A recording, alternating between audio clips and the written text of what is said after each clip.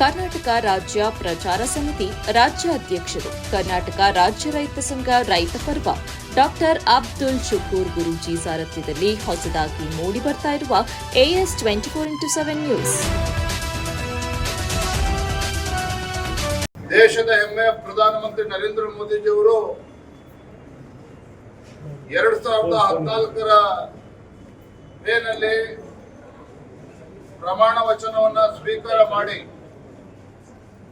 ಸತತವಾಗಿ 3 ಬಾರಿಗೆ ಕೇಂದ್ರದಲ್ಲಿ ಬಿಜೆಪಿ ನೇತೃತ್ವದ NDA ಸರ್ಕಾರವನ್ನ ತರೋದ್ರ ಮುಖೇನ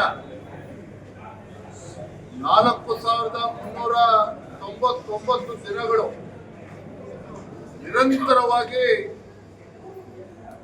ಪ್ರಧಾನಮಂತ್ರಿಗಳಾಗಿ ನಾ ಈ ದೇಶದ ಪ್ರಧಾನಮಂತ್ರಿಯಲ್ಲ, ದೇಶದ ಪ್ರಧಾನ ಸೇವಕ ಎಂಬ ಭಾವನೆಯಿಂದ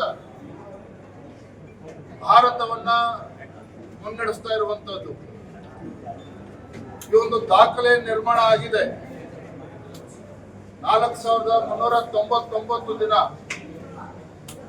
it's the longest democratically elected serving prime minister of this country. ನಾವು ಪ್ರತಿಯೊಬ್ಬ ಭಾರತೀಯರು ಕೂಡ ತುಂಬಾ ಹೆಮ್ಮೆ ಪಡುವಂತ ವಿಚಾರ.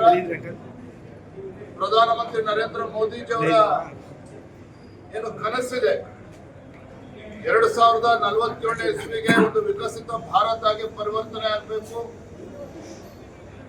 ಆತ್ಮನಿರ್ಭರ ಭಾರತದ ಕನಸನ್ನ ಕಾಣ್ತಾ ಇರುವಂತಹ ಪ್ರಧಾನಮಂತ್ರಿ ನರೇಂದ್ರ ಮೋದಿಜಿ ಅವರಿಗೆ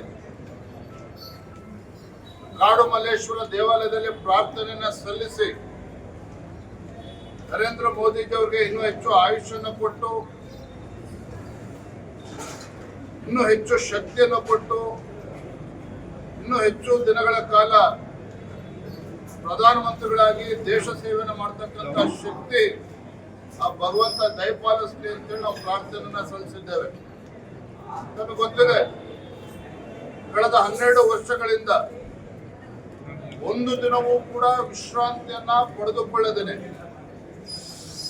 ಭ್ರಷ್ಟಾಚಾರ ರಹಿತ ಆಡಳಿತವನ್ನ ದೇಶದಲ್ಲಿ ಕೊಡ್ತಾ ಇದ್ದಾರೆ.